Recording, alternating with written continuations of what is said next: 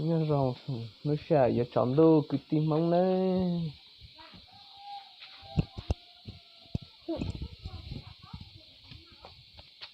nó sẽ là giờ chọn đồ là tôi lại trẻ khăn đồng viết xí này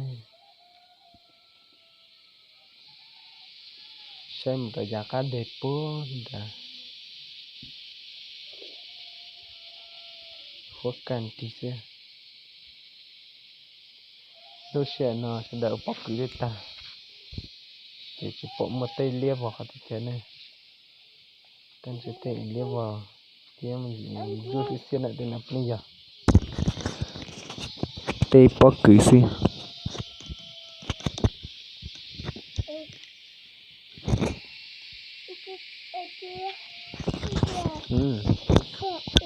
bóc tôi nhớ trở giá tao xia đó thì nó dùng đi nó xia bóc tí xem nào ok nó dùng này tôi sẽ nói giá chọn đua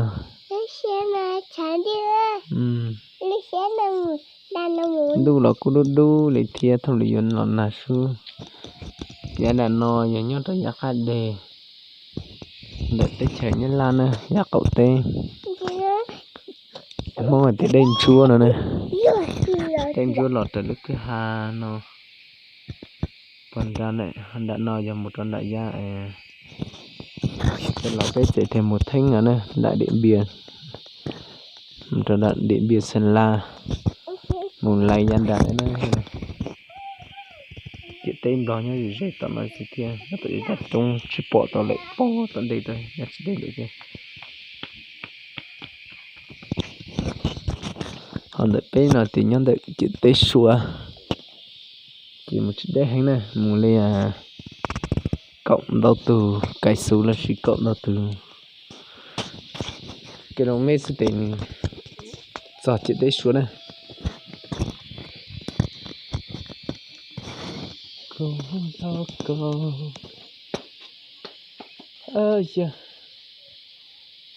thay một xíu nó lan nhỏ liền này nó lần nào từ học chơi chứ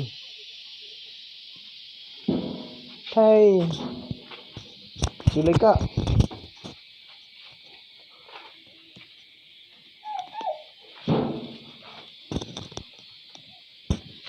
thay gì mà chơi này nó cũng được chơi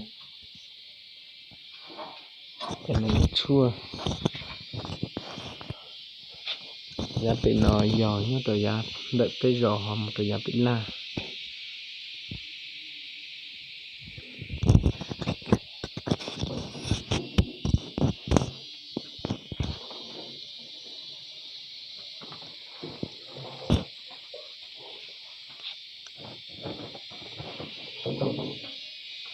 bất kỳ nó xía tua này bất kỳ này cái xía bắt ta tầm đấy cho nó nổi nha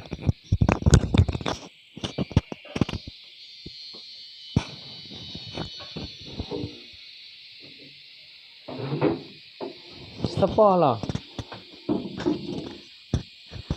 cho tới mù mà cho tới một bún bùa cho tới bún bùa nè xe của tổ bùa họ lọ lại nè tao không lấy mà như sẽ chọn đu các chọn đu có qua hay nè chọn đu nào chọn có qua đâu bún bùa nè bún bùa đấy uốn anh nhá tao xia chị họ sẽ cho cái chip bự rồi lấy bùa thấu nữa sẽ bún bùa theo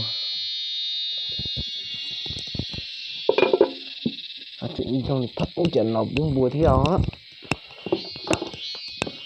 nè cái này giờ chua sẽ mấy chỉ là cho chua khá lọt trong bún rồi em thấy cho khó lấy mà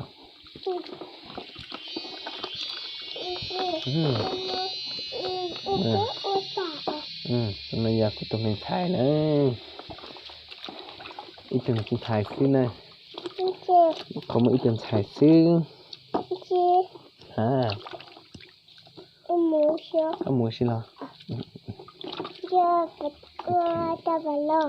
Nó cũng buồn. Pulin nó xia. Mà ai chỉ pu kệ pulin nó.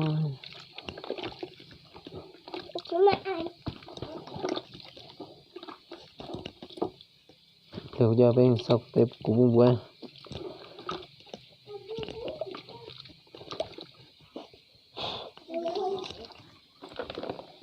Mua đi. Thấy có mua. Mua.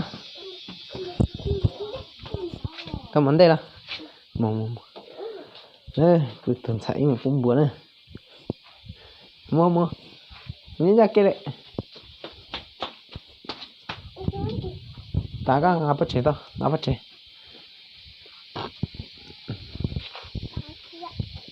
Mà cái thằng to. Buồn này. Nhấp cái nó. Họ sẽ cho luôn này. Pu cay pu bùa.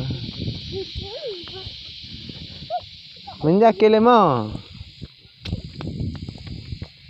Lan sẽ hai cái xí đẹp nó.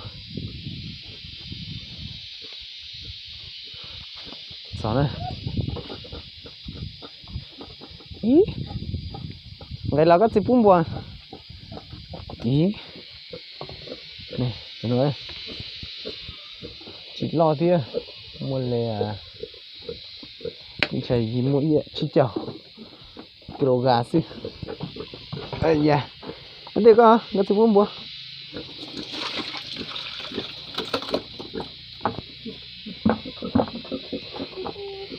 ý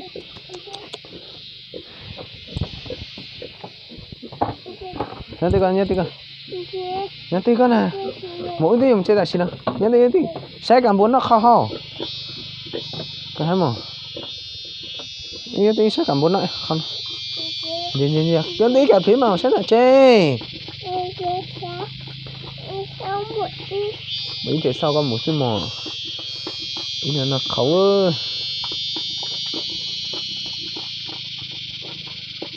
ý tụi ra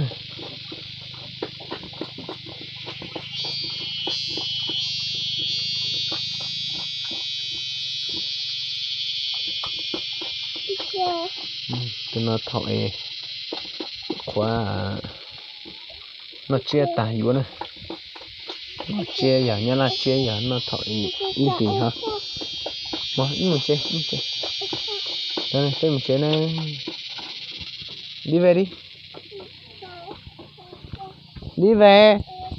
đi về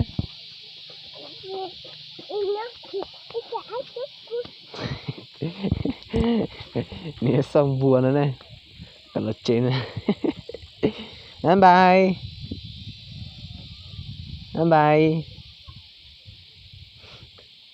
mà con to y lành xài xí mà bạn nó sao